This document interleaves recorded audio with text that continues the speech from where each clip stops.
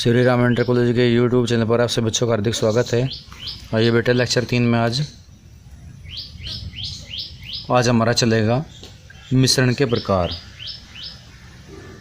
ठीक है, आज का हेडिंग क्या रहेगा?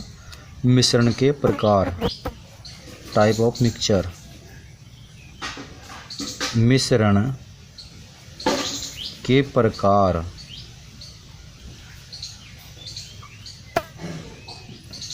ठीक,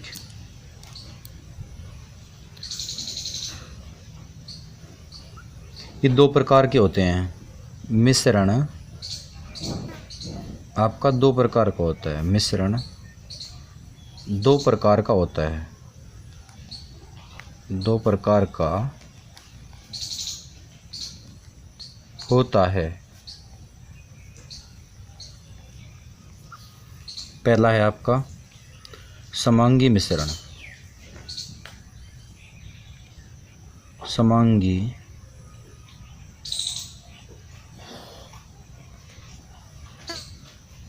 मिश्रण।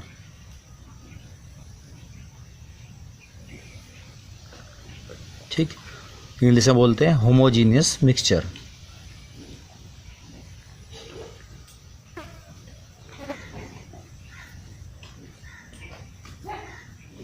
Homogeneous mixture. ठीक, देखो इसको क्या होता है। देखिए, जिस मिश्रण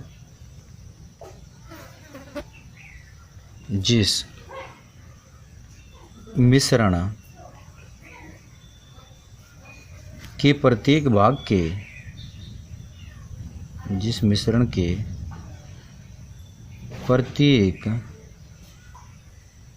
भाग के सभी गुण, भाग के सभी गुण एक जैसे होते हैं या एक समान होते हैं। एक समान होते हैं, उसे समांगी मिश्रण कहते हैं। उसे समांगी मिश्रण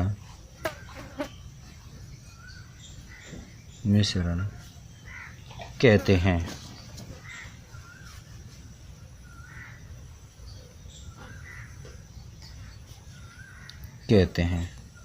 ठीक, जैसे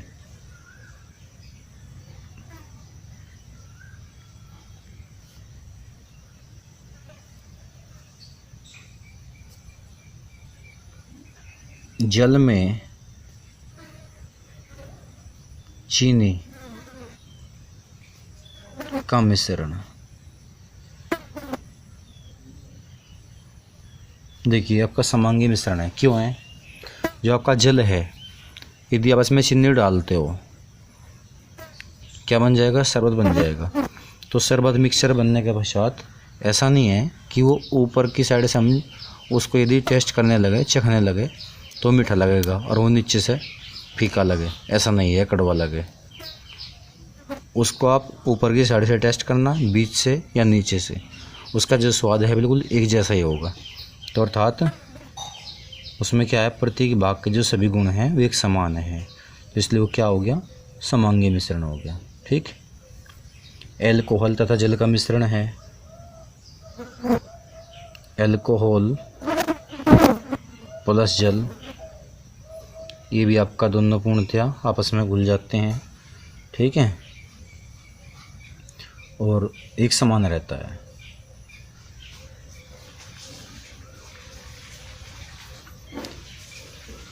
अब दूसरा चलता है आपका विषमांगी मिश्रण।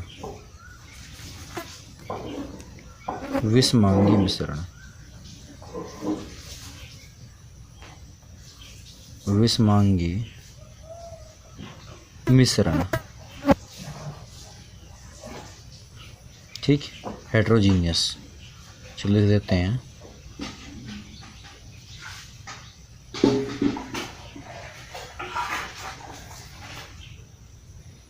Heterogeneous mixture.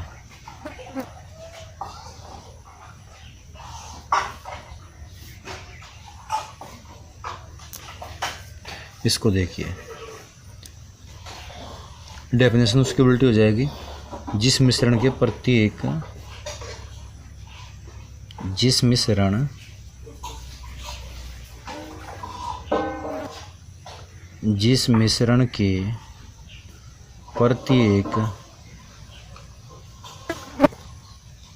भाग के सभी गुण, प्रत्येक भाग के सभी गुण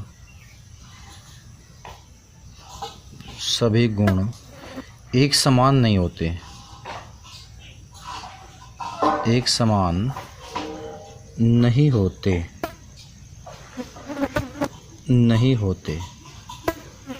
ठीक है, उसे विषमांगी मिश्रण कहते हैं।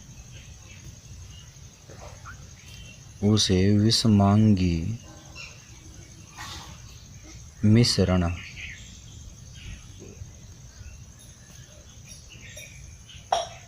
कहते हैं।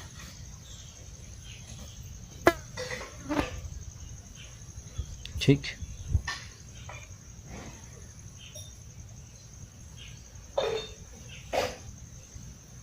जैसे देखिए आप,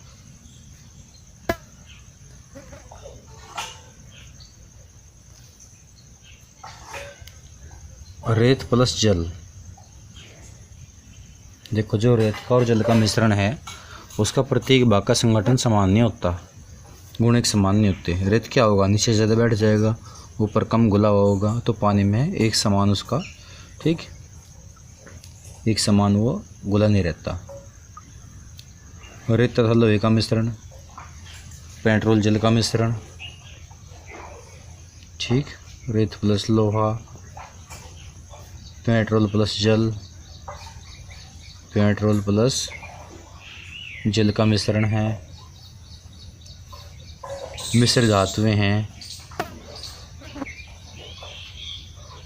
मिश्र धातुएं, ठीक, ये सब क्या आपकी विषमांगी मिश्रण है। नहीं सॉरी, मिश्र धातु नहीं, मिश्र धातु समांगी हो जाएगा, इसको तो रहने दो। पेट्रोल प्लस जल, ठीक है ना।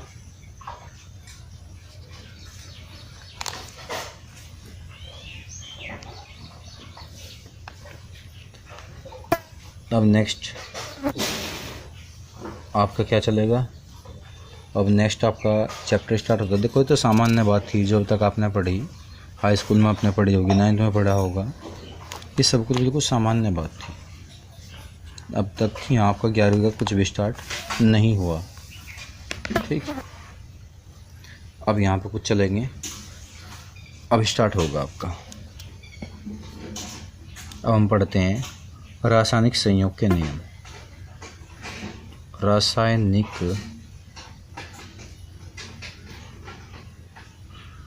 संयोग के नियम, ठीक है। लॉ ऑफ केमिकल कॉम्बिनेशन,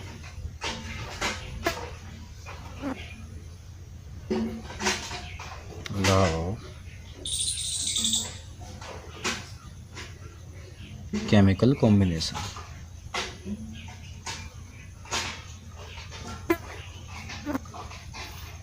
ठीक है। रासायनिक संयोग के नियम,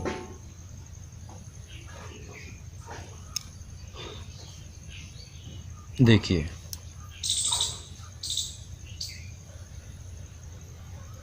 प्रत्येक तत्व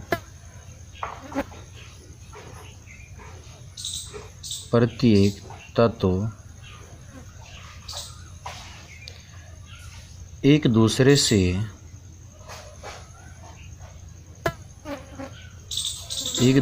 से रासायनिक क्रिया द्वारा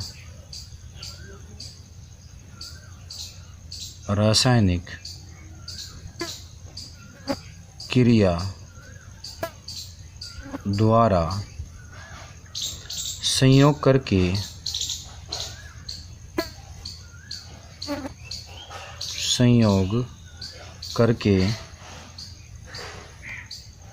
यौगिक बनाते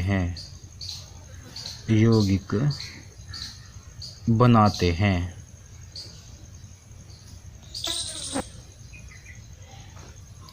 ये रासायनिक क्रियाएं, ये रासायनिक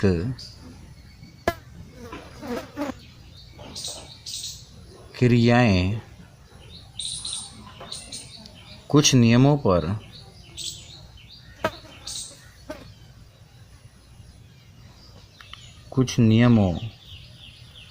पर आधारित होती है, जिन्हें रासायनिक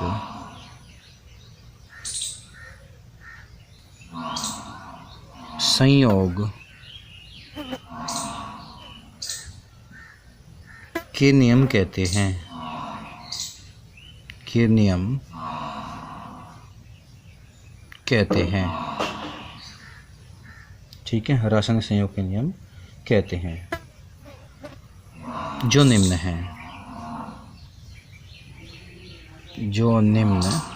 है।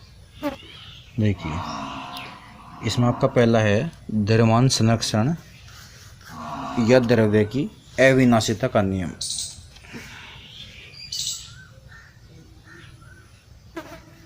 पहला है आपका द्रव्यमान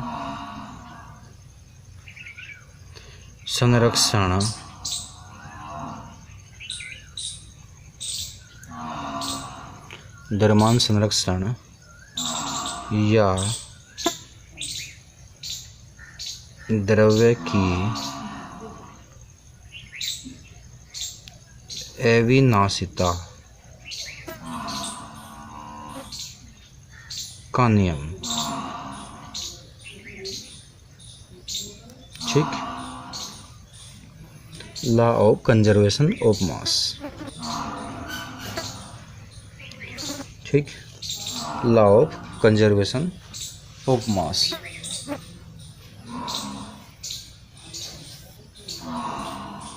देखिए,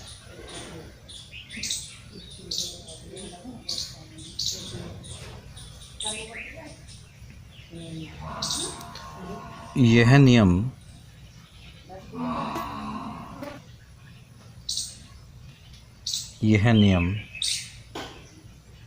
MV लोमोनोसोव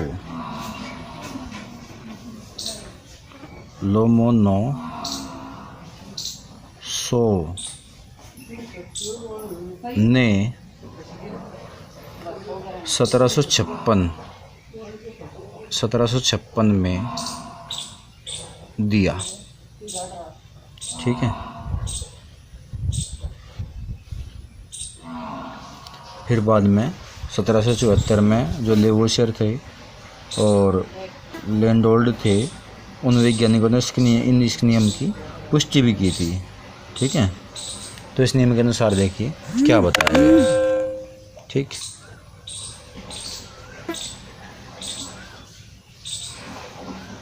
इस नियम के अनुसार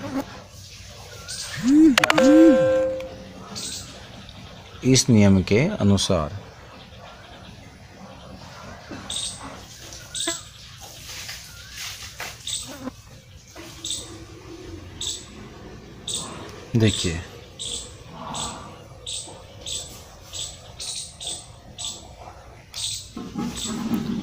द्रव्य को न तो उत्पन्न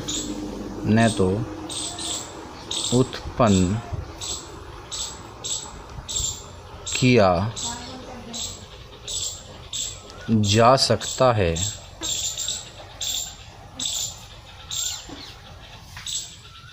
और न ही नष्ट, अर्थात द्रव्य अविनाशी, यानी कि जिसका विनाश नहीं हो सकता, अविनाशी कण है आपका, द्रव्य अविनाशी है। ठीक है, ये आपका द्रव्यमान संरक्षण का नियम है। अथवा करके इसे हम किस प्रकार लिख सकते हैं? अथवा किसी रासायनिक परिवर्तन में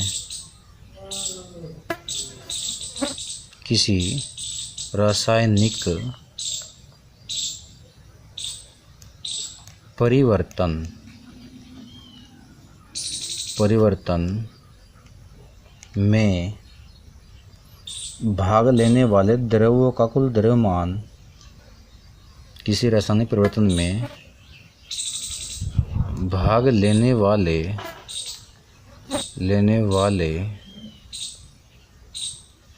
द्रव्यों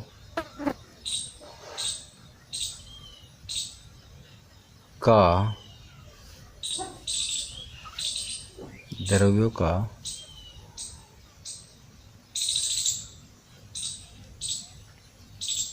कुल द्रव्यमान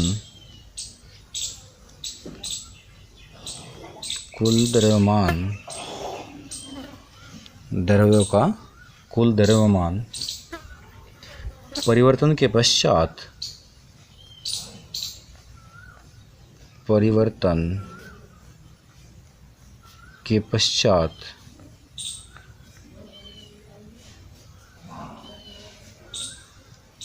हुए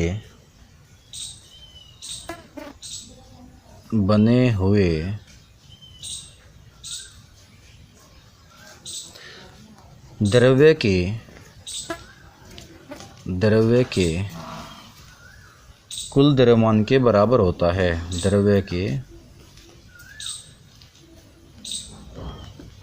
कुल द्रव्यमान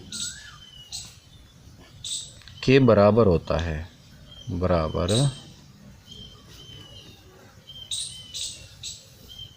है।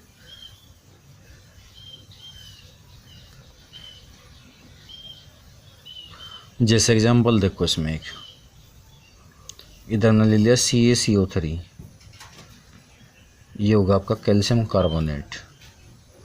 इससे क्या बन गया? गर्म कर दिया इसको, दो पदार्थों में टूट गया, CaO और प्लस में CO2। देखो यहाँ कैल्शियम का 40 होगा, ठीक, यानी कि 40 + 12 + 16 43 जोड़ लेंगे हमने तो ये कितना होगा? 100 हो गया हमारा। मान लिया हमारा 100 ग्राम था, तो हमारा इस साइड का भी क्या होना चाहिए? 100 ग्राम होना चाहिए। तो फिर हमारा नियम लागू हो जाएगा, अन्यथा हमारा नियम गलत सिद्ध हो जाएगा। ठीक, चलो, तो CaO इसका कितना हो गया भाई? 40 और 16 कितना हो गया? 56 इसका हो गया, प्लस 12 इसका हो गया, और 16 दूनी 32 इसका होगा। 32 12 कितने हो गए? 44। दोनों को ऐड कर दिया तो कितना हो गया? 100 ग्राम आपका ये हो गया। ठीक, ये रूल में कहा है कि परिवर्तन से पहले जो द्रव्यमान है वो और परिवर्तन के पश्चात जो द्रव्यमान है वो दोनों सेम आना चाहिए। ठीक, अर्थात द्रव्यमान कभी चेंज नहीं होता, ज्यों का त्यों रहता है आपका। ये आपका नियम सिद्ध हो गया। ठीक,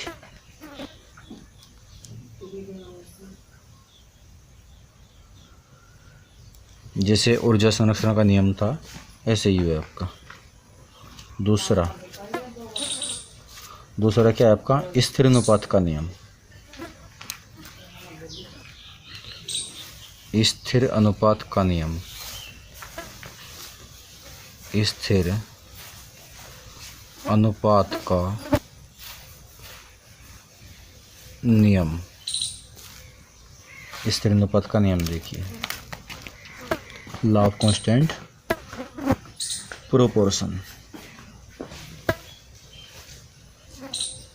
ठीक है, लॉ ऑफ कांस्टेंट प्रोपोर्शन।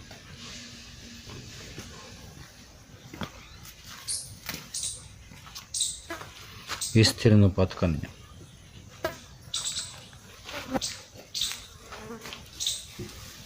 यह नियम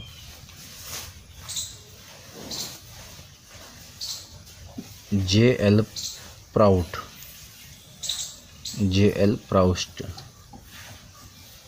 ने 1799 में दिया, 1799 ईस्वी में दिया।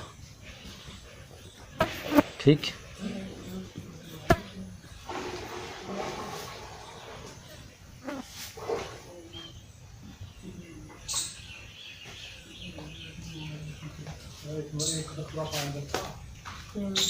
देखिए इसमें इस तरह अनुपात के नियम में इसके अनुसार या इस नियम के अनुसार, इस नियम के अनुसार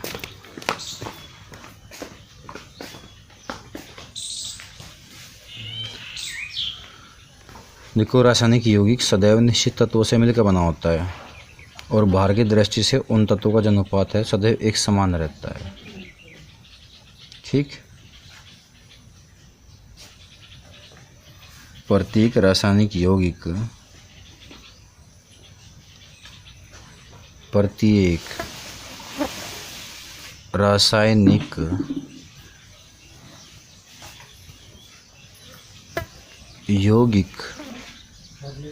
प्रत्येक रासायनिक यौगिक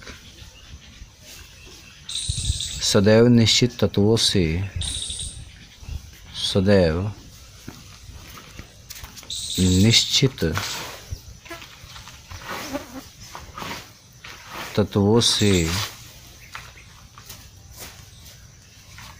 मिलकर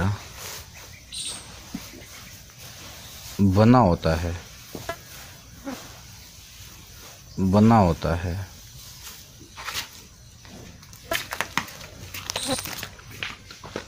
तथा भार की दृष्टि से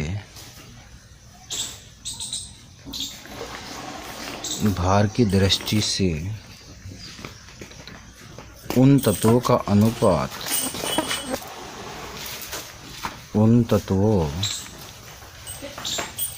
अनुपात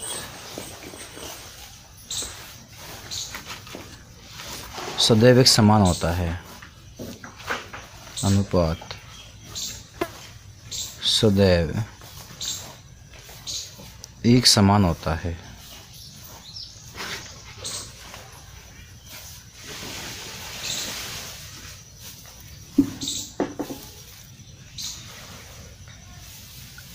ठीक। दूसरे शब्दों में हम बोल सकते हैं कि जो प्रत्येक यौगिक है वो अपने द्रव्यमान के एक निश्चित अनुपात में संयुक्त रहते हैं।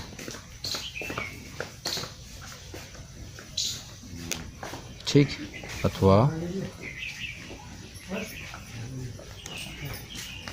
अथवा करके नेक्स्ट डेफिनेशन लिख सकते हैं। अथवा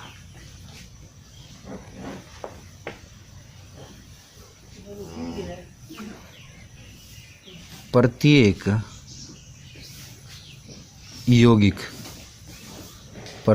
यौगिक में तत्वों का भारात्मक अनुपात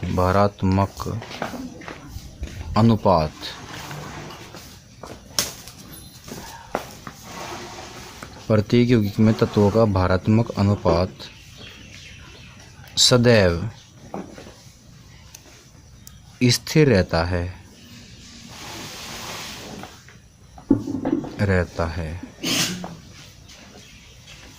चाहे वह यौगिक किसी भी विधि द्वारा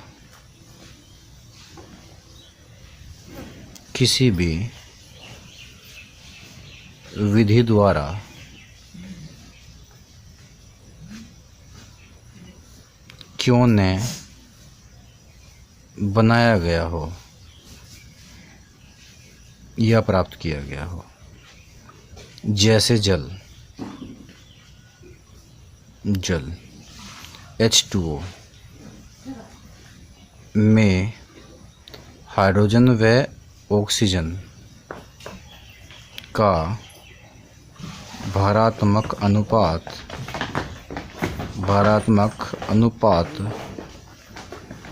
1:8 होता है, चाहे जल, वर्षा, कुएं, तालाब, नल, नदी आदि से प्राप्त किया गया हो, किया गया हो। ठीक है, ये मायने नहीं रखता कि यौगिक कहाँ से प्राप्त किया गया है। ठीक, तो उसमें जो हाइड्रोजन और ऑक्सीजन का जो अनुपात रहेगा वो क्या रहेगा, निश्चित रहेगा 1:8 जो भारात्मक अनुपात होगा। ठीक है, मिलते हैं नेक्स्ट लेक्चर में। Thank you.